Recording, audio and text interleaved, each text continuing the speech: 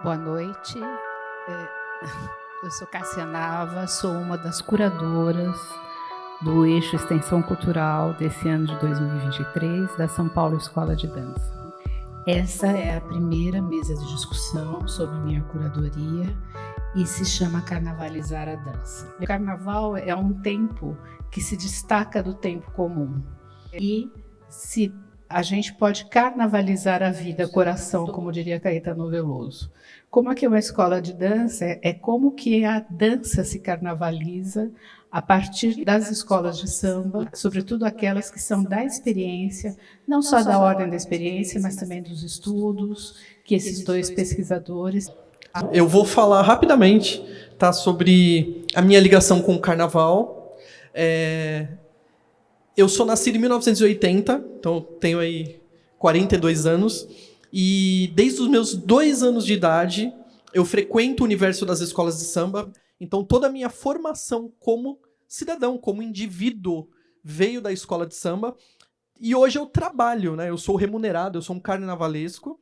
O carnavalesco, ele é um profissional que ele tem que transcrever toda uma história, toda uma proposta narrativa de uma escola de samba para a estética, né, para as questões plástico-visuais. Então, o meu primeiro trabalho é propor à diretoria de uma escola de samba ideias de enredo. Né? O que é o enredo? É o tema. Do que a escola de samba vai falar no próximo carnaval?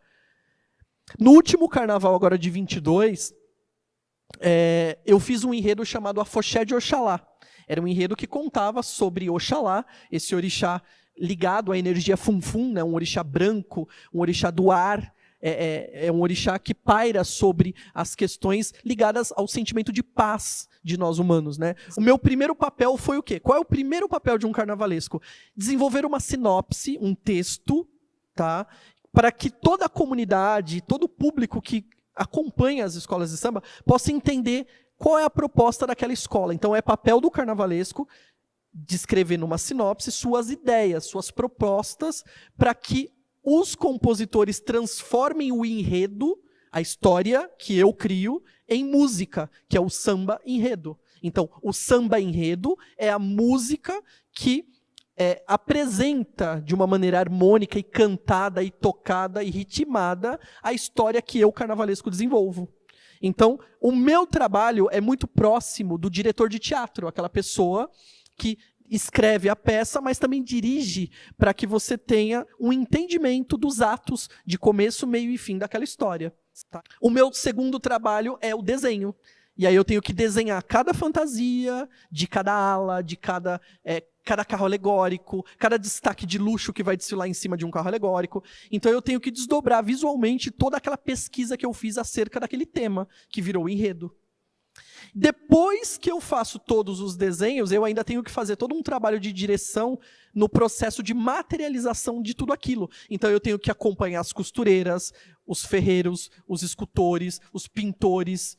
Então o meu trabalho é, desde o ponto zero de propor um assunto para a escola de samba apresentar no seu desfile, até o momento final, quando tudo já foi materializado e está pronto para o desfile. Isso, claro, eu estou sendo bastante resumido, né? Até para dar tempo aqui da gente conversar. Porque o meu trabalho ele é muito extenso, envolve pesquisa de campo, pesquisas teóricas, bibliografias. Depois eu ainda tenho que fazer todo um book de defesa disso tudo para o jurado, para a televisão. Então a Rede Globo, quando ela pega o meu material, ela tem que entender a minha proposta para transmitir ao vivo o desfile da escola de samba. Então é um trabalho gigantesco, ok? Uma outra questão importante de dialogar hoje aqui com vocês, eu até coloquei aqui como criação carnavalesca e a dança, o sentido de que a escola de samba, ela flerta com a subversão da realidade. Então, toda vez que um carnavalesco imagina uma pessoa vestida de orixá, uma pessoa vestida de bailarina, uma pessoa vestida de soldado russo, seja lá o que for, eu estou buscando uma realidade paralela e eu estou convidando cada pessoa que vai participar do desfile que eu estou criando para se fantasiar não só no sentido literal, físico, mas entregar a sua psique, né, toda a sua energia para aquela outra realidade, né? É o que a Cássia disse no início. A escola de samba é quase que uma galáxia à parte, porque nós propomos que durante 65 minutos, que é o tempo que dura um desfile de escola de samba, que você esqueça da realidade e se vista de uma outra forma, de uma outra persona, em um outro personagem, para você assumir por alguns minutos uma realidade que não é tua. Então, o carnaval acaba sendo uma festa democrática porque faz uma empregada doméstica, né, um carteiro, ser rei por alguns minutos. As pessoas estão falando, olha, se durante 364 dias eu não posso ser um rei, uma rainha, é na folia que eu vou ser aquilo que eu nunca pude ser. Então isso carrega uma poesia muito forte, tem um quê de manifesto, que está muito claro no meu trabalho, né? Quando eu coloco uma mulher preta de bailarina, eu estou dizendo para ela, não é só uma mulher branca de origem europeia que pode ir para o Bolshoi. Então tem tanto diálogo no sentido de se fantasiar para um desfile, que vocês não têm noção. A cada desenho que eu faço, eu carrego de mensagem, eu carrego de proposta, e eu estou oferecendo para uma pessoa a possibilidade de viver uma realidade paralela, né? Então isso está incutido no meu trabalho, na minha missão. Isso é muito forte. Isso é quase que uma missão mesmo, de redimir um povo que é sofrido e enxerga na escola de samba uma das poucas opções de cultura genuinamente popular. Porque você precisa entender que a escola de samba, hoje, ela é ocupada por pessoas de todas as classes sociais. Mas durante muito tempo, foi uma cultura marginalizada, uma cultura preta e pobre, em que as pessoas que não tinham condições de viver outras culturas, outras possibilidades de lazer e entretenimento, encontravam ali na comunidade a sua expressão. Agora, um pouco para o lado histórico, que o Sidney falou da questão da entrada dos carnavalescos no carnaval na década de 50 para 60. E é interessante, porque a gente, quando fala nessa década de 50, a gente está falando do Estado Novo do Getúlio Vargas, que ele quer vender uma imagem de Brasil. E o desfile da escola de samba passa a ser um desses cartões. E, em seguida, isso é anos 50, final da década de 50, começo de 60, a Escola de Belas Artes e os cenógrafos, né, do Teatro Municipal vão para as escolas de samba. Então, a gente começa essa transformação, vamos dizer, nesse período. Aí a gente tem a ditadura militar, a burguesia vai para a escola de samba, as escolas de samba aumentam, não dão conta do tempo, a bateria é obrigada a acelerar o seu ritmo. Então, a gente tem uma mudança no tempo da bateria. E, posteriormente, com a mudança do desfile da rua para se criar um teatro para as escolas de samba, que a gente chama de sambódromo, você não tem mais a questão de pegar em fio elétrico, atrapalhar o trânsito. Então, esses carros alegóricos, eles se agigantam. E você pensa na estrutura da plateia muito maior, muito mais próxima de uma releitura de um teatro grego. Quando a gente fala em carnaval, a gente está falando de competição. Então, a partir de que perspectiva que a dança do carnaval ela é analisada? Tem 3 módulos de julgamento de carnaval. O módulo visual, o módulo musical e o módulo dança. O que compõe esse módulo dança? Casal de mestre-sala e porta-bandeira, comissão de frente e evolução.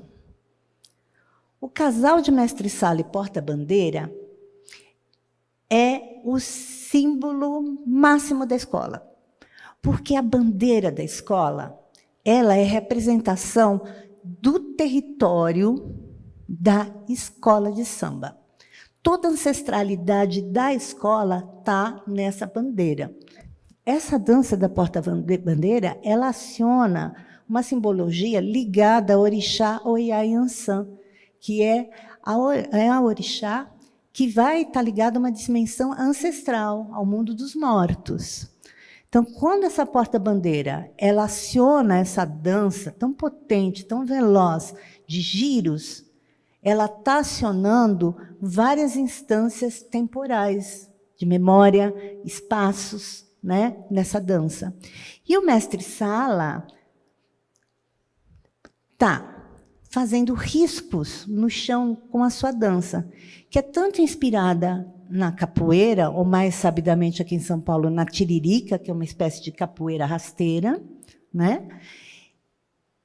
E nos cruzos, que são do samba, mas que são cruzos temporais, estão ligados às encruzilhadas, onde os tempos se encontram, os vivos e os mortos, né?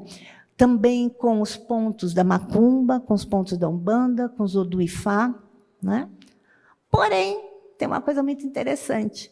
Essa dança do mestre Sala e porta-bandeira, o que chega para a gente, a princípio, ela é inspirada na dança do minueto, da corte de Luís XIV, que ganha o mundo e que é relida no Brasil pelos escravizados, onde da cintura para cima tem muito dessa dança de corte e da cintura para baixo ela é basicamente recriada. Ela é africanizada. Mas as roupas são roupas do Brasil colônia, né? E a gente depois poderia fazer uma ligação com maracatu, enfim. Mas, de uma maneira, é isso. E a função do casal de mestre-sala e porta-bandeira é exatamente apresentar esse território para quem está assistindo. Esse é o primeiro item do módulo dança que é julgado. O segundo é comissão de frente. A comissão de frente é o cartão de visita da escola. Por quê? São os diretores. Era o farmacêutico, o açougueiro, que ia todo bem vestido na frente, mostrando o trabalho daquela agremiação para não apanhar da polícia, gente. Então, esse pelotão da frente, ele era um pelotão que ele tinha um certo peso social. Então, tradicionalmente, é isso. A comissão de frente ela vai vir com o fundamento dela, que é apresentar a escola e saudar o público. Não existe comissão de frente se ela não fizer isso. E com esse processo todo de transformação, isso está cada vez mais trazendo para a cena da comissão de frente um lugar muito distante da sua origem. E que está ligado ao último quesito de pontuação, que é a evolução. A evolução estaria, de uma certa maneira, ligada à dramaturgia da escola de samba. A encenação e dramaturgia, porque é o jeitão com que a escola vai ganhar a avenida. Se a gente precisa de fantasias volumosas e esse corpo fica preso, eu não evoluo. E a evolução, ela é uma maneira de construir sentido na pista. E isso os ancestrais do carnaval faziam muito bem, com o corpo livre, muitas vezes nu, né? A gente não pode entrar nu, a gente perde ponto de regulamentação se a gente entrar nu na pista, né? Hoje, assim, não dá. E sabedor de fazer um samba no chão, não da close, né? A gente chama, na linguagem mais vulgar, né? Ficar fazendo só caras e bocas para foto. Mas, de fato, criar uma linguagem. O samba ele é contemporâneo. Quando eu entrei na escola de samba, alguém falava assim para mim, precisa da letra. Você não versa? Eu falo, eu não, sou uma pessoa branca, estou na comissão de frente, eu não vou dançar samba. Mas eu olhava as pessoas. E eu falava, o que é versar? O que é dar a letra? E, com os anos, eu fui descobrindo que versar e dar a letra é a maneira com que o sambista, ele, através daquele movimento de samba, ele cria uma linguagem própria dele, ele cria o seu discurso. Então, o samba, na raiz, ele é subjetivo e ele é contemporâneo, porque não é isso que a gente busca nessa tal dança contemporânea teatral? O discurso do sujeito, a subjetividade do dançarino em cena. Então, a gente já tem isso, ó, desde que o samba é assim, ou deveria continuar a ser assim, né? Tenho orgulho da São Paulo Escola de Dança, que é uma recém-nascida, que começa andando, engatinhando, saltando e correndo. São outros tempos, né? Outros tempos, de vários tempos no mesmo espaço. Inscrevam-se nos cursos de extensão cultural. Boa noite.